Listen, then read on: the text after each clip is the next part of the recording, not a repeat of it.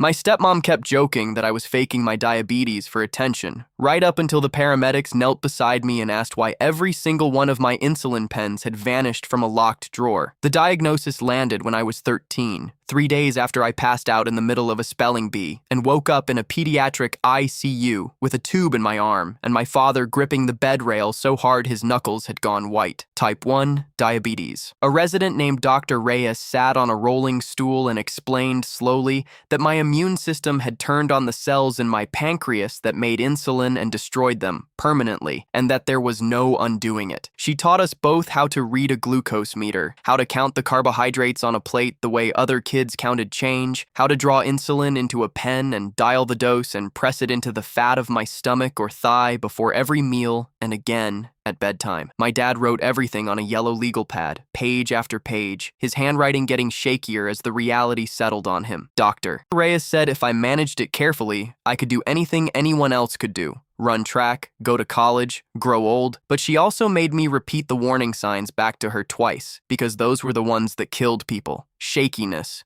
sweating when the room was cold, confusion, a racing heart, vision going soft at the edges, then unconsciousness, seizure, and if nobody found you, death, quietly, in your sleep. She said missing insulin was as dangerous as taking too much, that my body could not survive without a supply from outside, that this was not a condition I could tough out or outgrow or pray away. We left the hospital with a paper bag of supplies and a stack of prescriptions that, even with my dad's insurance, cost more than the mortgage payment. My mother had died 4 years earlier, an aneurysm at 41, no warning, gone between one Tuesday and the next. And since then, it had been the two of us learning how to be a smaller family. We had a system. He made breakfast. I made the coffee wrong on purpose because it made him laugh. We watched terrible cop shows on Thursday nights and argued about who the killer was. It was a bruised kind of happy, but it was ours, and it held. Then, about 8 months after my diagnosis, my dad started seeing a woman he'd met through a real estate closing. Her name was Corinne. She was 39, 10 years younger than him, with a blowout that never moved, and a laugh she deployed like a tool, loud in the right rooms and absent everywhere else. She sold high-end condos and talked constantly about clients whose names I was supposed to recognize, and she mentioned her first husband, a plastic surgeon, the way some people mention a diploma, proof that she belonged to a tier of life the rest of us were visiting. My dad was different around her.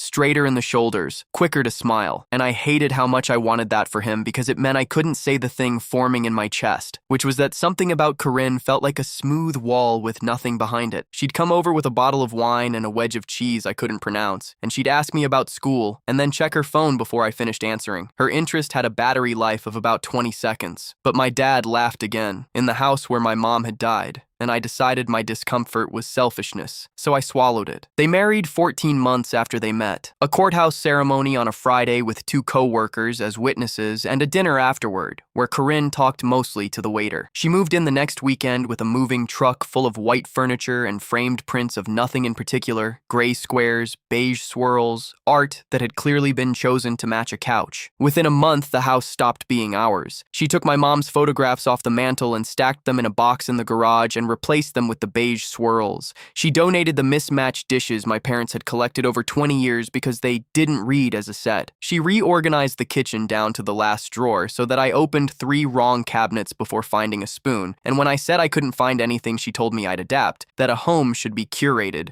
not cluttered. My dad noticed none of it, or told himself he didn't, because noticing would have meant a fight, and he was so tired of fighting the world that he'd stopped being able to fight for the small things. At dinner, Corinne narrated her day in exhausting detail. The difficult buyer, the lowball offer, the contractor who disrespected her. And if I tried to mention a test I'd aced or a game I'd played, she would nod for a beat, and then pivot the whole table back to herself like a boat coming about. I started eating fast and leaving early. The house that had been a shelter turned into a lobby I was passing through. The insulin business started small, the way these things always do. Small enough that you doubt yourself first. I kept my supplies in the top drawer of my bathroom vanity, arranged exactly the way I needed them. Pens on the left, meter and strips in the middle, backup vials in a little insulated case on the right. One morning, the The whole drawer was rearranged and my in-use pen was gone. I found it eventually in the medicine cabinet, shoved behind the mouthwash. I asked my dad if he'd moved it, and he said no, genuinely puzzled. I asked Corinne, and she laughed, that deployed laugh, and said she'd been editing the bathrooms and that insulin obviously belonged with the medicine, not in a drawer like it was special. I explained, keeping my voice flat, that insulin has to stay within a specific temperature range and that I need to be able to reach it in seconds during a low. That seconds actually matter. She looked at me the way you look at a child explaining the rules of a game they've invented and said I was being awfully dramatic about the placement of a pen. The next week, my backup vials migrated to the kitchen refrigerator, tucked behind a jar of capers and last night's Thai food. She said she was consolidating all the cold items, being helpful. I told her those vials were $400 each and that burying them behind takeout was the opposite of helpful, and she smiled and said I was welcome. The comments came in around the same time, threaded through the sabotage so tightly I couldn't tell which was the weapon and which was the cover. At dinner one night, I pricked my finger to test before eating, and Corinne set down her fork and announced that doing that at the table was unhygienic and frankly rude to the people trying to enjoy their meal. My dad said mildly that I had to test before I ate to know how much insulin to take, and she sighed the enormous sigh of a woman surrounded by amateurs and said that her old assistant's son had diabetes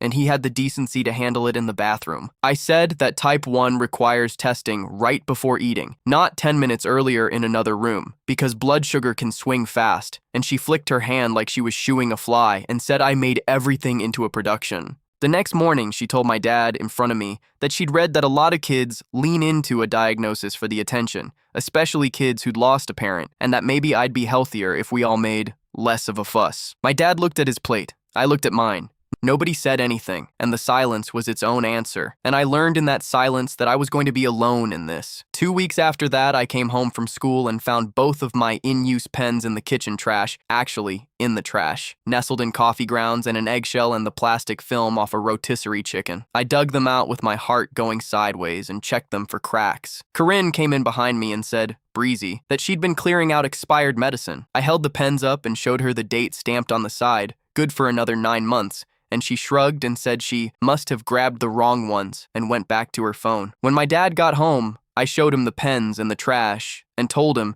as calmly as I could manage, that those cost hundreds of dollars, and that if I hadn't found them and hadn't had a spare, I could have gone into ketoacidosis. He took her into their bedroom and shut the door, and I heard the low tide of a conversation, and at dinner she said she was sorry, that she'd been careless, that it wouldn't happen again, in a voice with no bottom to it, like she was reading the apology off a card someone had handed her. My dad exhaled like a man who'd defused a bomb. He wanted it to be over. He needed it to be over. I nodded and said okay, because I could see there was no version of this where I pushed harder and won, and because I had no proof of anything except a feeling, and a 14-year-old's feeling weighs nothing against a grown woman's smile. The joke was born the following month, at a dinner with my dad's sister Lorna and her husband. Halfway through the meal, Corinne set the scene like a stand-up comic. The time her poor stepson had an absolute meltdown because she'd moved a pen 6 inches, and she did an impression of me, wide-eyed and clutching my chest, and she landed it with a line about how I was so committed to the whole diabetes thing that I'd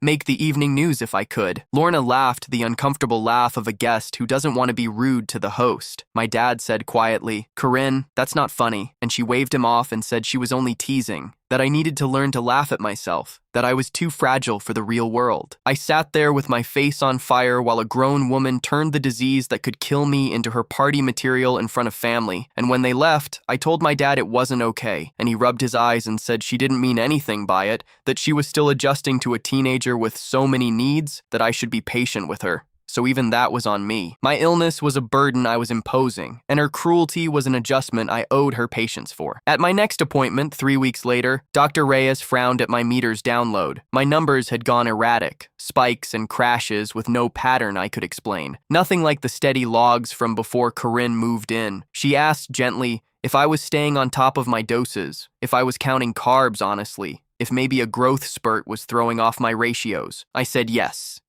and maybe, and I did not tell her about the pens in the trash or the vials behind the capers or the impression at the dinner table, because I couldn't figure out how to say it without sounding like exactly the attention-seeking kid Corinne had already sketched me as. She tightened my dosing schedule and told me to test more often and write everything down. On the drive home, Corinne, who'd insisted on coming, said from the passenger seat in a voice dripping with fake worry that it sounded like the doctor thinks you're not being careful. My dad said I was the most responsible kid he knew about my diabetes, and she said, "Oh, of course," and then softer, "I'm just observing," which was her signature move, planting the knife and calling it an observation. Then the pens started disappearing for real. Not moved, not trashed, just gone. I'd have 6 in the drawer at night and 5 in the morning, then 4 the next day, then 2. I started counting them every single morning and taking a photo with the date visible, building a case in my phone like a detective who couldn't trust his own memory. When 2 vanished in a single night, I showed my dad the photos. The same drawer, the same angle, 6 pens becoming 4, and he confronted Corinne and she gasped and pressed her hand to her chest and suggested, with the wounded dignity of the falsely accused, that maybe I was hiding them myself to make her look bad. My dad asked why on earth I'd do that, and she said teenagers did strange things for attention, especially grieving ones, especially ones who resented a stepmother for taking their father. It was such a clean inversion, victim into villain, that I couldn't even build a sentence to answer it. My dad stood in the hallway looking between the two of us like a man on a tilting deck, wanting to believe his son snagged on the hook she'd set. I went to my room and shut the door and slid down against it, and understood that I was being erased the way my mother had been erased. One photo, one drawer, one lie at a time. I bought a lockbox, a real one, steel, with a key I kept on the ring in my pocket at all times, and I put my insulin inside it and slid it to the back of my closet under a pile of jerseys. For 11 days, nothing went missing, and I let myself think I'd solved it. Then, I came home from practice on a Thursday, and the box was sitting open and empty in the middle of my bed, the hasp forced, fresh silver scratches gouged around the lock where someone had worked it with a screwdriver or a pry bar. Every pen was gone. The one backup vial I kept in the kitchen fridge for emergencies, gone too. I had to take insulin before dinner in about 2 hours, and I had nothing, not a unit. And I stood there in my room with the empty box and felt the floor tilt. I called my dad at work with my voice cracking, and he left in the middle of a showing and drove home shaking. Corinne had been in the house all day, working from her laptop, and she claimed total ignorance. And then she suggested, helpfully, that I'd probably lost my key and that someone must have broken in. My dad called the police, and an officer came and walked the house and found no broken windows, no jimmied doors, nothing else missing, no cash, no jewelry, no laptops, just every dose of a boy's insulin, extracted from a locked steel box in a locked house. The officer asked who had access. My dad, Corinne, me. That was the entire list. He looked at Corinne for a long, level moment and asked if there was any family tension, and she gave a light laugh and said, "Oh, of course not. We're just a blended family working through the normal bumps." He wrote in his notebook and told us that without evidence of who took it, there wasn't much he could do, and he suggested, almost as an afterthought, that we put a camera in my room. Then he left. I had to go to the emergency pharmacy that night and pay $600 out of pocket because my insurance had already filled the month's supply, and my dad paid it, and I watched the number do something to his face. Corinne hovered nearby, wearing an expression of exquisite concern. The devoted stepmother worried sick about her troubled boy, and I wanted to scream. I bought the camera myself, a little battery one the size of a matchbox with motion detection that saved video to a card, and I hid it on the top shelf of my bookcase behind a row of paperbacks, angled at the closet, and I told no one. 3 days later, at 2:14 on a Wednesday afternoon, while I was in 4th period chemistry and my dad was at an open house, the camera woke up. The footage showed Corinne walk into my room with a small canvas tool bag. She went straight to the closet, pulled out the new lockbox I'd bought, and sat on the floor with it. And for 11 patient minutes, she worked the lock with a set of picks and then, when that failed, a slim pry bar, until the hasp gave. She took out 4 pens, counted them into her palm like coins, zipped them into the tool bag, closed the closet, and walked out, checking her hair in my mirror on the way, time-stamped. Her face lit clear as noon. I watched it 4 times on the bus home with my ears ringing. That night, I showed my dad. I didn't say anything. I just handed him my phone and pressed play, and I watched the color drain out of his face in real time. Watched 20 years of a man who prided himself on staying calm just come apart at the seams. He called Corinne into the room and played it for her, and she said the video was clearly doctored, said the lighting was off, said I was obsessed and capable of anything, and he rewound it and played it again and again. Her face, her hands, the tool bag, her checking her hair, until she stopped talking. His voice, when it finally came, was a register I'd never heard from him, low and flat and terrible. He told her she'd been stealing life-saving medicine from a child and that it stopped tonight and that she needed to pack a bag and go. She switched instantly from wounded to weeping and cried that he was choosing his son over his wife, that I'd been poisoning him against her since the wedding, that I'd manufactured this whole thing because I couldn't stand another woman in my mother's house. When that didn't move him, she switched again, and this was the part that turned my stomach. She drew herself up and said, almost proud, that she'd only been trying to teach me that I was stronger than the medication, that I'd made diabetes my entire personality and needed to learn to manage without leaning on it so hard. My dad just stared at her like she was a stranger who'd been wearing his wife's face. He told her to pack and stay somewhere else while he called a lawyer, and she left screaming down the driveway about how ungrateful we both were,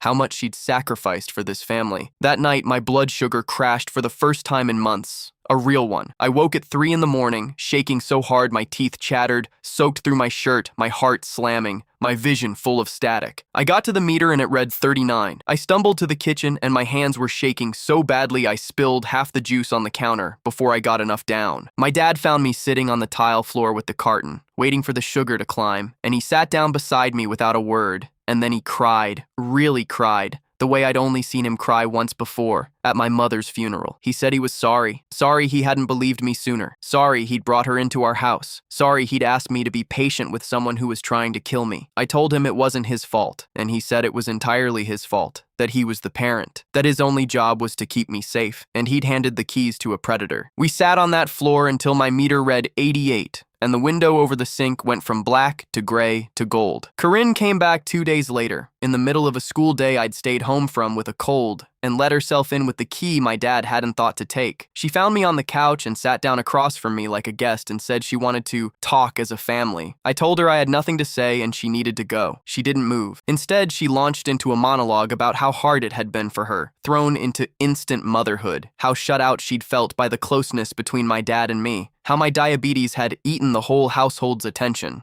She said she'd only ever wanted to show me I didn't have to be a slave to Big Pharma. The words were so unmoored from reality that I quietly opened the voice recorder on my phone and set it face up on the cushion. I asked her, evenly, if she understood that type 1 meant my body made zero insulin, and that without the pens she'd been stealing, I would die. Not maybe, not eventually, but die. She waved it off and said, doctors exaggerate to keep you buying, that she'd been reading, that people online had cured their diabetes with clean eating and fasting and the right mindset, that she'd only been gradually reducing my access to give my body the chance to wake up and heal itself. She said it plainly, proudly, on the record, that she'd been rationing my insulin like a diet, watching to see if my dead pancreas would resurrect if she starved it enough. I asked her to leave, and she refused until I promised to help fix this with your father. And I called my dad, and he came home so fast he ran 2 lights and told her to be gone before he called the police. She went. He filed for divorce the next morning and, with the video and the recording in hand, his lawyer got an emergency protective order by that afternoon, 500 feet. No contact with me in any form. Then came the harder conversation. The lawyer laid out that we could pursue criminal charges, child endangerment, theft, tampering with someone's medical treatment, and my dad hesitated, worried about a trial, about our lives becoming public, about the churn of it. His lawyer said plainly that a woman who believed insulin was a pharmaceutical scam and had already tried this on one child would absolutely try it again on someone else. An elderly parent, another kid, whoever she next decided needed toughening up. That landed. We turned everything over, the footage, the recording, my morning photos, the pharmacy receipts, and the detective who caught the case, a woman named Detective Alvarez, watched the closet video without blinking and told us it was one of the cleanest cases of medical abuse she'd ever been handed. Charges came down 3 weeks later. Corinne hired an expensive attorney who first tried to get it all thrown out on the theory that a stepmother encouraging independence from medication was a parenting disagreement, not a crime, and the prosecutor destroyed that by putting Dr. Reyes on the stand at the preliminary hearing to explain, in flat clinical language, that type 1 diabetes is incurable, that insulin is not optional, that withholding it is withholding oxygen. When the parenting angle collapsed, the lawyer pivoted to painting Corinne as a fragile, overwhelmed woman who'd made poor choices while struggling to blend a family, and the prosecutor answered that, by playing the recording, Corinne's own voice describing how she'd rationed a child's insulin to see if his body would wake up. The judge found probable cause on every count and set a trial date. The family closed ranks around the wrong person, the way families do. My dad's sister Lorna called and said we should drop it, that Corinne was family now, and family didn't send family to prison. My dad asked her if she'd hand her own kids to a woman who was stealing their medicine, and Lorna said that was different, and my dad said it wasn't different in a single way, and she called him hysterical and hung up. Other relatives called with the same script,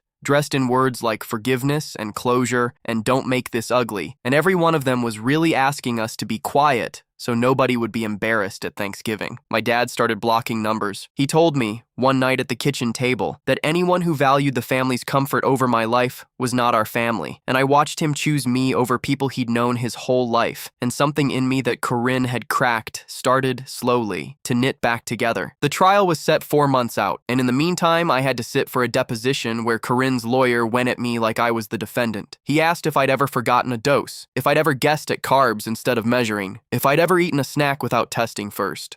I answered honestly, yes. Sometimes, because I was a teenager and a human being, and managing this is relentless and imperfect. And he tried to build those admissions into a wall, that my erratic numbers were my own negligence, that Corinne had nothing to do with it. The prosecutor objected until she was hoarse and kept repeating that even if I'd made mistakes, a teenager's imperfect self-care did not grant an adult the right to break into a lockbox and steal his medicine. 3 hours of it. I walked out feeling like I'd been the one on trial for the crime of being sick. Once Corinne was gone, my numbers came home. My A1C, which measures the average of months, fell from 8.4 to 6.7 in a single quarter, and Dr. Reyes stared at the drop and asked, plainly, what had changed. So I told her, all of it, the drawer, the trash, the impression at dinner, the lockbox, the video, the recording, the charges. She went pale and quiet, and then she was angry, at herself, saying she should have seen it, that the textbook pattern of erratic numbers in a compliant kid should have made her ask about home. She asked my permission to document everything in my chart and to testify, and I said yes. And she wrote a report laying out, month by month, how my glucose chaos mapped exactly onto Corinne's residence in our house and resolved the week she left. That report became a spine the prosecution built its case around. School got hard. Word spread the way it always does. And while some kids were kind, others made jokes about my stepmother trying to off me, and I stopped sleeping and couldn't hold a thought in class. The counselor pulled me in for weekly check-ins, and I told her I was fine and I was not fine. My basketball coach noticed my game fall apart and took me aside and said I could sit out as long as I needed, and I told him basketball was the only place my body felt like mine again, and he understood and made sure the team knew to leave it alone. That gym, those 2 hours, 3 days a week, held me together while the rest of my life went through the machine. Corinne's lawyer floated a plea, misdemeanor child endangerment, probation, no jail, and the prosecutor asked how I felt about it, and I said it felt like nothing, like she'd get to write it off as a rough patch, and the prosecutor agreed and rejected it. The lawyer came back with a felony plea, endangerment,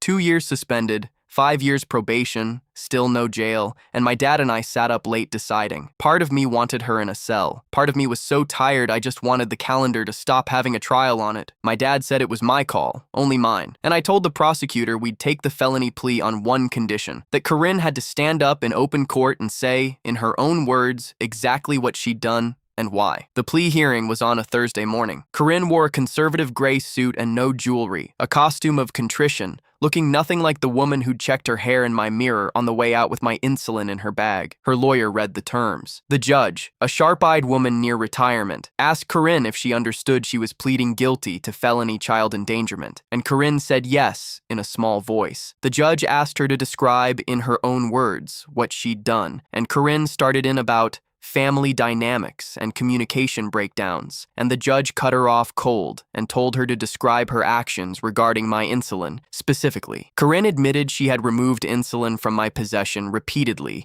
over several months. The judge asked why. Corinne said she'd come to believe I was exaggerating my needs and that I could learn to depend on medication less. The judge leaned forward and asked whether Corinne understood that type 1 diabetes required insulin to survive, and Corinne, after a long pause, said yes. The judge accepted the plea and then went past the agreement. She barred Corinne permanently from any job in healthcare, childcare, or elder care. She ordered 200 hours of community service at a diabetes education nonprofit so that you learn what you refused to learn before you nearly killed a child. She ordered full restitution for every dollar of the emergency pharmacy runs and the extra appointments, and she told Corinne that if she violated a single term of probation or came within 500 feet of me, the suspended sentence would activate and she would serve real time. Corinne agreed to all of it and was walked out by her lawyer, and my dad put his hand on the back of my neck the way he used to when I was small, and something that had been clenched in my chest for a year finally let go. The divorce finalized 6 weeks later. Corinne got nothing. Killed by the felony conviction and the prenuptial agreement my dad's lawyer had insisted on before the wedding, and she moved 2 states away, and we heard nothing directly from her again. My dad hauled the beige swirls to the curb, dug my mother's photographs out of the garage, and put them back on the mantle where they belonged. We bought a set of mismatched mugs on purpose, one at a time, and let me pick the paint for the living room, a stupid bright blue my mom would have loved, and slowly the house went back to being ours, sized for 2, but ours. 3 months after the plea, my phone rang with an out-of-state number, a detective, asking me about Corinne. She'd moved in with a widower named Harold, 76, congestive heart failure, and Harold's daughter had noticed his diuretics, and his heart pills going missing, and his ankles swelling, and his breath getting short. And when she'd searched online for what to do, she'd found a news brief about my case and called the police. They were building a file on Corinne for financial exploitation and medical neglect,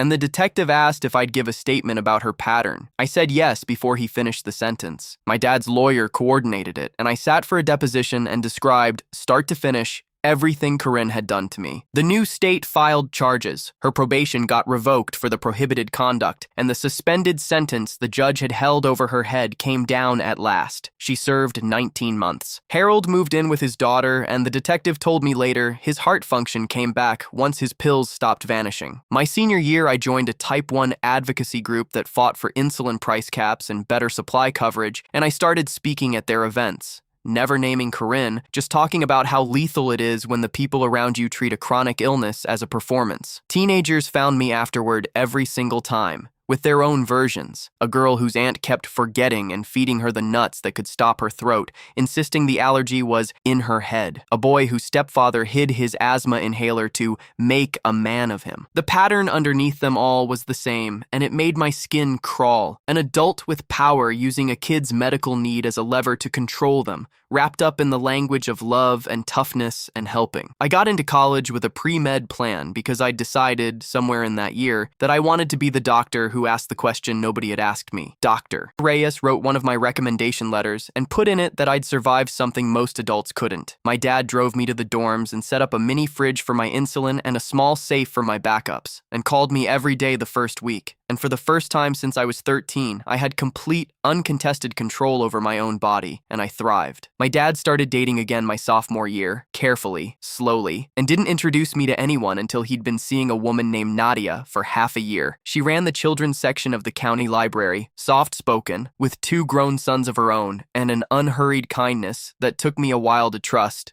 because I'd learned that kindness could be a costume. The first time she watched me test before a meal, she didn't flinch or comment. She just asked quietly if there was anything she should know in case I ever needed help. My dad showed her where I kept my glucagon and how to use it, and she listened like it was the most important thing anyone had ever told her, and she never once, in all the years that followed, treated my diabetes as an inconvenience or a bid for attention. She treated it as weather, a fact of the landscape, something you simply account for. My dad married her the summer I graduated. A small ceremony in her backyard, her son as her witness, and me as my dad's best man. And in his vows, he said the best thing he'd ever done was be my father, and the second best was finding a partner who understood, without being told twice, that his son would always come first. At the reception, Nadia had quietly made sure there were low-carb options, and pointed them out to me without a word of fuss, and that tiny, unremarkable act of being seen undid me a little. In the good way. I went to medical school and rotated through the specialties in my 3rd year, and when I hit endocrinology, It felt like walking into a room I'd been trying to find my whole life. I sat with patients wrestling the same numbers I'd wrestled since I was 13, and I saw, from the other side of the desk, how much it mattered when a doctor believed the patient about their own life. During my residency, I picked up a teenage girl whose glucose logs made the hair on my arms stand up, the jagged spikes and crashes, the impossible pattern in a kid who swore she was doing everything right. I put the protocol aside and asked the questions no one had asked me. Who else can get to your insulin at home? Has any of it gone missing? Does anyone ever tell you you're being dramatic or making it up for attention? She started crying before I finished, and she told me her mother's boyfriend kept moving her pens and telling her mom she was faking it for sympathy. I documented every word, called the social worker myself, and made sure she left the hospital with a safety plan and a locked supply and phone numbers she could actually use. Her mother called me 3 weeks later to say they'd gotten a protective order and left him, and she thanked me for asking the questions the other doctors had skipped, and I had to step into a stairwell so no one would see my face. I married at 33, another physician, an ER doctor named Priya, who understood pagers at 3 a.m. and disasters that couldn't wait, and at our wedding, my dad gave a toast about how proud he was to watch me build a life around caring for people instead of around what had almost been done to me. I thought about Corinne for a second, wondered vaguely whether she'd ever understood the size of what she'd tried to do, and then I looked out at Priya and my dad and Nadia and the friends and colleagues packed into that room and decided the answer didn't matter. She had failed to break me. That was the only fact worth keeping. Priya and I had twin girls 3 years later. Healthy and loud and gorgeous, and when they were 6 months old, I brought them to my dad's and found him in the armchair with one on each arm, crying, and he told me he'd been thinking about how close it had come, how a single unfound low could have ended everything before any of this existed, these girls, this life, and I told him I was here. We were all here, because when it finally mattered, he'd chosen to protect me over protecting his marriage, and that choice was the hinge the whole rest of our lives had swung open on. My girls are 5 now, and they've started asking about the meter and the pens they've watched me use their whole lives. Priya and I keep it simple. We tell them daddy's body doesn't make something it needs, so he adds it with medicine,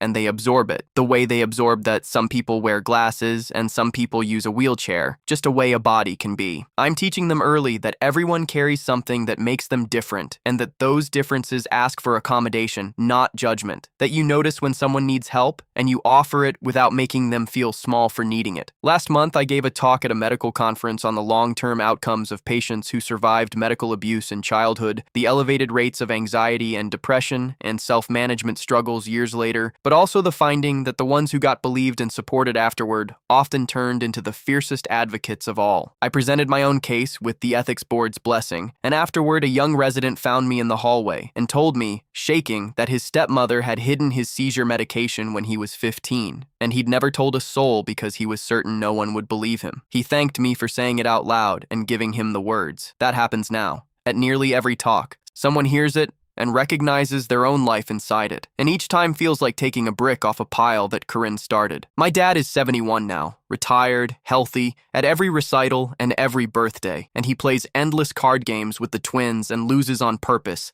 and they scream with joy. Nadia passed 2 years ago, a stroke, fast, no warning, and my dad came apart, and I took leave and stayed with him, and we sat in the house they'd shared, and he said he was grateful for every year that she'd helped him forgive himself for the years he hadn't seen what Corinne was doing. I told him he'd done everything right the moment he understood the truth, that he'd gone to war for me, and he said it would never feel like enough, and that he appreciated me saying it anyway. We found old photos, my graduations, my white coat ceremony, my wedding, and Nadia was in the edge of all of them, smiling, supporting without ever needing the light. Corinne wrote to me once, 4 years ago, a letter forwarded from my hospital's administration with a note saying I was under no obligation to read it. I let it sit in a drawer for 2 months before I opened it. She wrote about recovery and accountability and understanding now what she hadn't understood then about therapy and the community service hours she'd spent among people whose lives insulin had saved, about finally grasping the magnitude of it. She asked for nothing except that I know she was sorry. I read it twice and filed it back in the drawer. Her apology changed nothing that had happened. And it didn't make anything worse either. It just existed, off to the side of my life, neither needed nor able to hurt me anymore, which is, I've come to think, exactly the right size for it.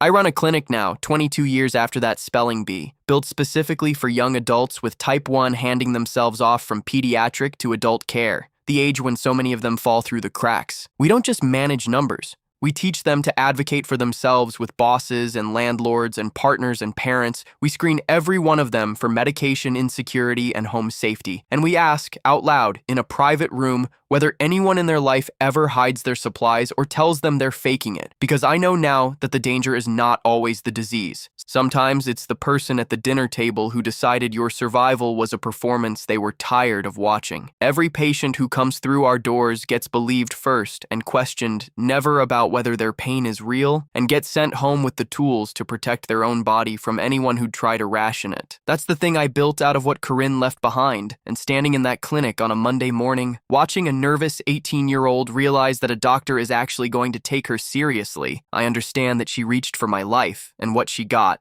in the end, was mine to keep and mine to spend saving other people's.